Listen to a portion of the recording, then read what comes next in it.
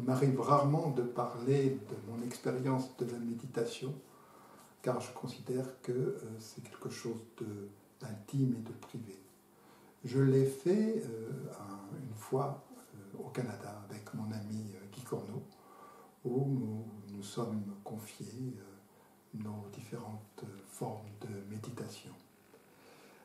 Il y a longtemps, quand j'étais jeune, j'ai fréquenté beaucoup de grands sages pour apprendre auprès d'eux la méditation. En effet, j'étais jeune thérapeute à l'époque et je pensais que méditer était très important pour aller vers une intériorité plus grande et une efficacité plus importante. Et il m'a fallu très très longtemps pour comprendre que la méditation n'était pas essentiellement une technique qui permettait d'aller vers le développement personnel, mais qu'elle était aussi une technique qui pouvait s'avérer efficace pour aller dans le domaine de la santé.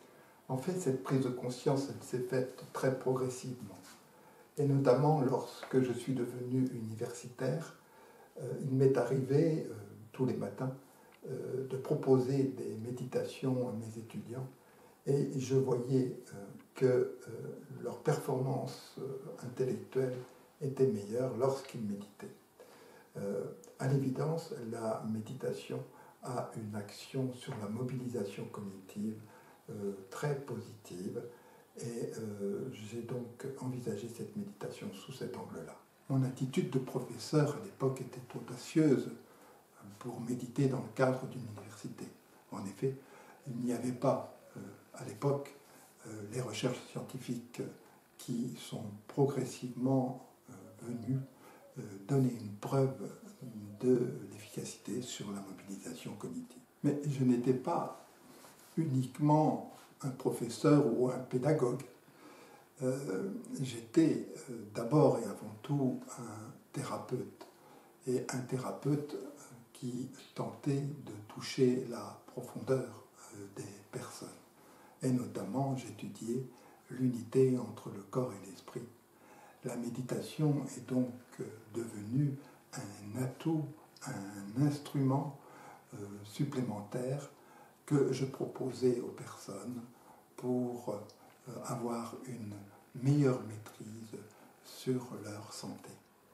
On sait aujourd'hui que la méditation apaise, détend et favorise un meilleur contrôle de ses émotions, permet également d'avoir une action sur ses humeurs. Lorsqu'elles sont négatives, grâce à la méditation, elles deviennent positives. Elle a aussi une action sur la pensée. Lorsque celle-ci est négative, après une méditation, la pensée devient plus positive. Et c'est cet aspect-là qui m'a intéressé par la suite. Ainsi, au fil du temps, la méditation, pour moi en tout cas, a changé de statut. Au tout début, lorsque je me suis adonné à la méditation, je le faisais dans un objectif de développement spirituel. Mais progressivement, en découvrant l'importance que la méditation pouvait avoir sur la mobilisation cognitive, sur les processus intellectuels, j'ai commencé à prendre de la distance par rapport à cette dimension spirituelle. La méditation que je pratique aujourd'hui peut être considérée comme une méditation laïque. Qu'est-ce que c'est qu'une méditation laïque? C'est une méditation qui s'est émancipée de tous les dogmes, de toutes les croyances religieuses, spirituelles, et c'est surtout une méditation qui est fondée sur une démarche spirituelle dans un objectif d'humanité, dans une dynamique humaniste. Il y a actuellement de nombreuses méthodes de méditation qui sont proposées à la population. Il est difficile de faire le tri entre les bonnes méditations, les mauvaises méditations, car en réalité la méditation est vieille comme le monde.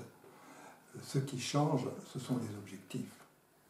Parmi toutes les méditations proposées, et elles sont nombreuses, on retrouve des points de convergence, des points communs.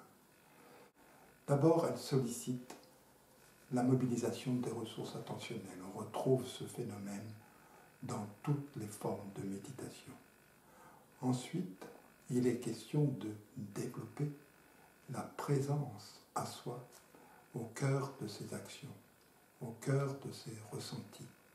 La présence à soi est une dimension qui m'importe beaucoup, et notamment c'est grâce à la présence à soi ou à la présence à autrui que s'instaure la notion de relation, de qualité.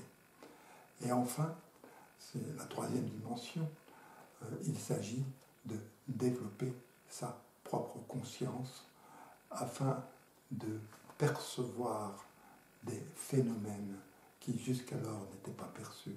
Et à travers la perception de ces phénomènes, eh bien, il est possible de faire de nouvelles prises de conscience et ainsi de prendre de nouvelles décisions. Ce sont là tous les enjeux de la méditation. Et la méditation pleine présence s'inscrit dans cette dynamique d'ensemble. Évidemment, nous privilégions la perception. Nous considérons que pour avoir conscience, il faut percevoir.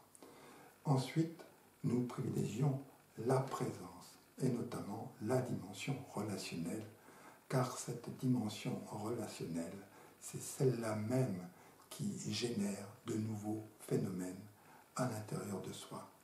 Sans la relation de présence, sans cette qualité de présence, la conscience et l'attention ne peuvent percevoir que ce qui se donne à voir.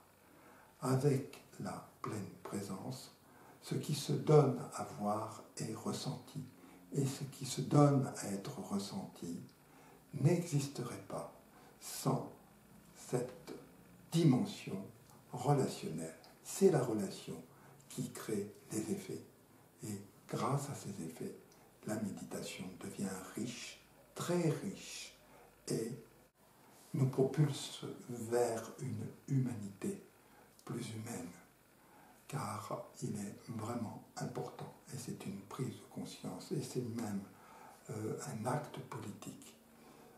Quand nous méditons, nous essayons de développer davantage d'humanité à un monde qui en manque terriblement.